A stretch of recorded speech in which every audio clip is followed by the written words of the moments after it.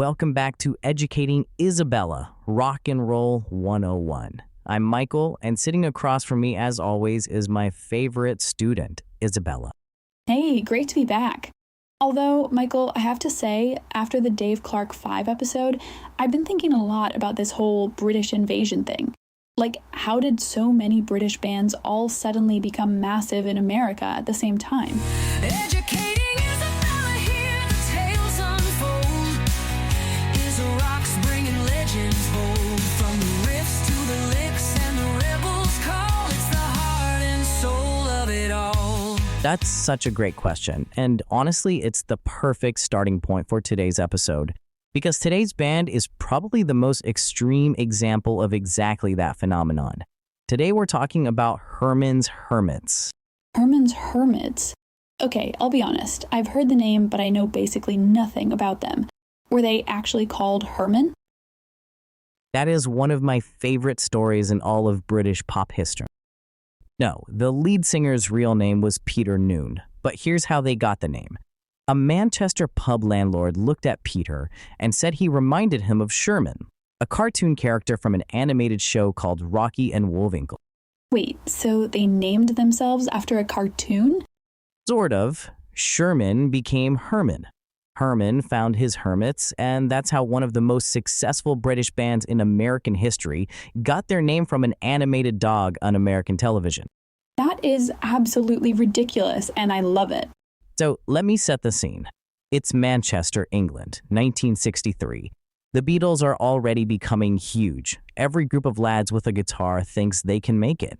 And among them is a group originally called the Heartbeats. Very young guys, teenagers mostly. How young are we talking? Well, when Peter Noone joined as the lead singer, he was 15 years old. 15? That's like being in secondary school. Exactly. And it gets better. He wasn't just a school kid with a guitar. At 15, he was already a professional actor. He'd been on Coronation Street, the biggest soap opera in British television, playing the son of one of the main characters. So he was basically already famous before the band? In a minor way, yes. He had stage presence, he knew how to perform, he was comfortable in front of cameras. The other lads in the band, Carl Green on bass, Barry Whitwam on drums, Keith Hopwood on rhythm guitar, Derek Leckenby on lead guitar, they were older teenagers, but very ordinary Manchester kids. Carl was training as an engraver, Barry was working as a barber. They weren't exactly glamorous on paper. You'll love that. A barber and an engraver. Very glamorous. Manchester glamour at its finest. But when this group came together, something clicked, and then they were spotted by a manager named Harvey Lisberg, who was convinced they had something special. Now here's where it gets really interesting, Isabella. Lisberg was so convinced about the band that he actually bought a plane ticket for a famous London record producer named Mickie and sent it to him, essentially saying, just come and see these kids play. Did Most go? He went all the way to Bolton, a town near Manchester, and he was immediately sold on Peter Noone. He reportedly said Noone reminded him of John F. Kennedy, that fresh-faced, wholesome, immediately likable quality. That's a big comparison. It was, but it captures something real. Peter Noone had this quality of being likable the instant you saw him. He was non-threatening, charming, genuinely warm. So Mickie Most signed them and took them into the studio. And they just started recording? Well, and this is the controversial part of the story. On many of the early records, the actual band members didn't play the instruments. Mickie Most brought in professional session musicians from London instead. What? So the band wasn't actually on their own records?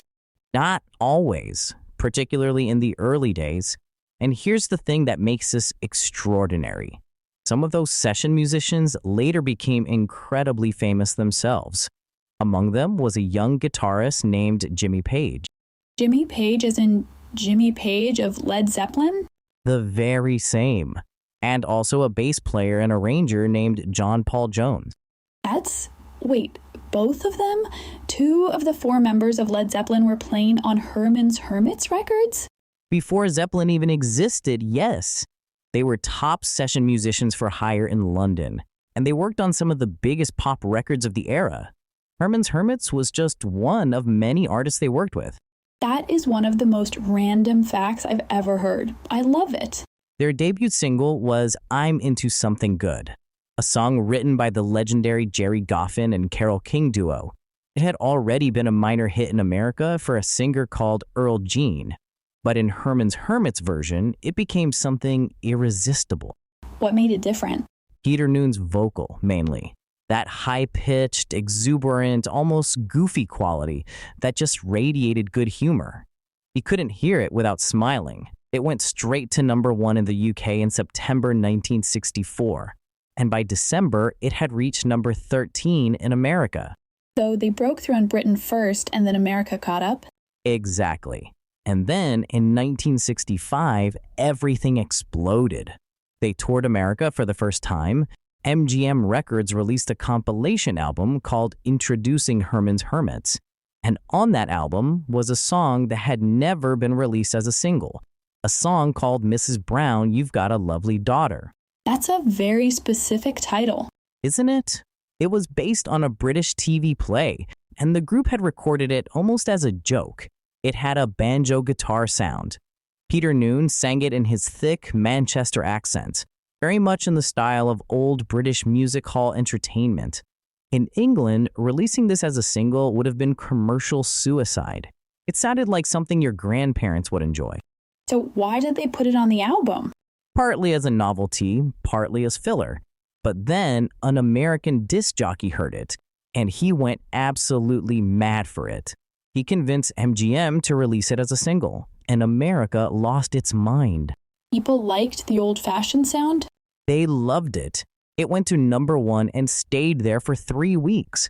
The very thing that would have embarrassed the band in England, being too quaint, too old-fashioned, too music hall, was exactly what American audiences found charming and exotic.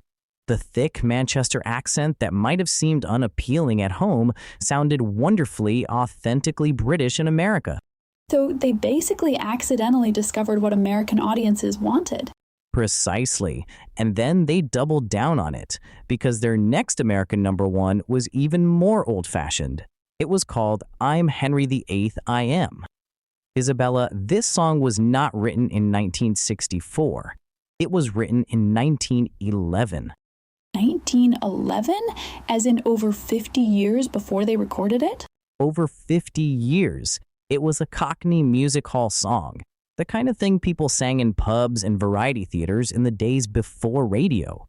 An absolutely ancient piece of British working-class entertainment. And Herman's Hermits took it to number 1 in America in 1965. That's kind of incredible. It really is. Peter Noone sang it with this wonderful, almost theatrical cheekiness. He leaned into it. He performed it with enormous energy and fun. And American teenagers who had no connection to British music hall, who had no idea this was the kind of thing their great-grandparents would have sung, just thought it was brilliant. What was happening in America at this time? Like, why were they so open to all this British stuff? Great question. A few things.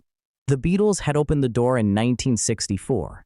Once British bands had proven they could conquer America, the whole industry was looking for the next British act. American teenagers were genuinely fascinated by Britain. British accents, British fashion, British culture, it all seemed exotic and exciting. So it worked in their favor that they were so obviously British? Absolutely. And Herman's Hermits were smart, or at least Mickie Most was smart about leaning into that. They didn't try to sound American. They sounded completely, authentically, sometimes comically British, and Americans loved them for it. Here's a statistic that still staggers me. Between March and August of 1965, Herman's Hermits had 5 singles simultaneously in the American top 10, 24 consecutive weeks in the top 10, and for that whole year, Billboard magazine ranked them the number 1 singles act in the country. More than the Beatles? The Beatles were number 2. Herman's Hermits were number 1. I genuinely cannot get my head around that. So why did they connect so deeply with American audiences, do you think? Well, from what you said, Peter Noone seems like he was just incredibly likable, like naturally. That's exactly right. And there's a context to that. The Rolling Stones in 1965 were dangerous. They were rebellious. Parents were suspicious of them. The Beatles were witty and lovable, but also clearly on their own artistic journey. Herman's Hermits were safe in the best possible way. You could love them without your parents disapproving. They were cheerful, friendly, and absolutely non-threatening. It sounds like they were kind of the boy band of their era. That's a really astute comparison. The template of the boy band, the good-looking frontman, the clean image, the accessible pop. Herman's Hermits were running that playbook in 1965. They appeared on all the big American TV shows, Ed Sullivan, Dean Martin, Jackie Gleason, and they even appeared in films, in Hold On in 1966, and Mrs. Brown, You've Got a Lovely Daughter that same year. So they were proper pop stars, movie stars even. At their peak, absolutely. And there's something else worth noting. There was an unusual amount of social tension in America in 1965. The civil rights movement beginning to escalate, the Vietnam War beginning to escalate, political assassinations still fresh in people's memories. In that environment, music that was simply joyful, that asked nothing of you, that just made you want to dance and smile had enormous appeal. Happy music when the world feels heavy. Exactly, Isabella. You've put it perfectly. By 1967, things were shifting. The music world was changing very rapidly. The Beatles released Sgt. Pepper, rock became more serious and psychedelic, and Herman's Hermits found it harder to fit in. Is that when they fell apart? Not immediately. Interestingly, just as they were fading in America, they enjoyed a renewed run of hits in Britain. Songs like No Milk Today, which had a brilliant bass arrangement by John Paul Jones, by the way. There's a Kind of Hush, My Sentimental Friend. Britain finally warmed to them just as America was moving on. That's kind of bittersweet. It really is. Peter Noone left in 1971. He had a solo career, including a hit called Oh You Pretty Thing. Who wrote that? David Bowie. What? David Bowie wrote a hit for Peter Noone in 1971 before Bowie was really a major star himself. It was actually one of Bowie's first writing credits to become a chart hit for another artist. This whole episode is just one incredible fact after another. Led Zeppelin playing on their records, David Bowie writing their solo hits. That's what I love about this era of music. Everyone knew everyone. Everyone was working with everyone. It was a very small, very interconnected world. In total, Herman's Hermits sold over 60 million records, 14 gold singles, and 7 gold albums in America alone. And drummer Barry Whitwam still tours with the Herman's Hermits name today. He's the only original member still carrying the flag. And Peter Noone? Peter Noone also still tours, separately as Herman's Hermits starring Peter Noone. There's some legal complexity around who has the right to use the name. Music and business don't always end happily. That's a bit sad. It is, but the music endures, and that's what matters. So, Isabella, verdict on Herman's Hermits. We've heard their story. What do you make of it? Honestly, I came in not knowing much, and now I find them genuinely fascinating. Like, they weren't trying to be the most deepest or the most revolutionary band. They just wanted to make people happy, and they did that spectacularly. That's a very fair verdict. And I'd add they deserve far more credit than they typically get in the history books. 60 million records, #1 in America in 1965. Session musicians who went on to be in Led Zeppelin. A frontman whose solo hit was written by David Bowie. That's not a footnote in music history. That's a chapter. A very fun chapter. The most fun chapters usually are. Now, for everyone listening, we've put together a playlist of essential Herman's Hermits tracks, so you can hear everything we talked about today. You'll find it on Spotify, Apple Music, and Deezer. The links are in the show notes, or just search for our playlists in the relevant directories. Start with I'm Into Something Good. Honestly, it just makes you smile from the first note. Exactly right. And then Mrs. Brown and I'm Henry VIII I Am, just to understand why America went so completely wild for them. And No Milk Today. Michael told me that one has a John Paul Jones arrangement, and it's actually quite beautiful. It really is. Okay, that's our show. Thank you so much for listening to Educating Isabella, Rock and Roll 101. I'm Michael. And I'm Isabella. Keep listening, keep learning. Next time, we'll be introducing you to the incomparable Dusty Springfield. In the meantime, keep rocking.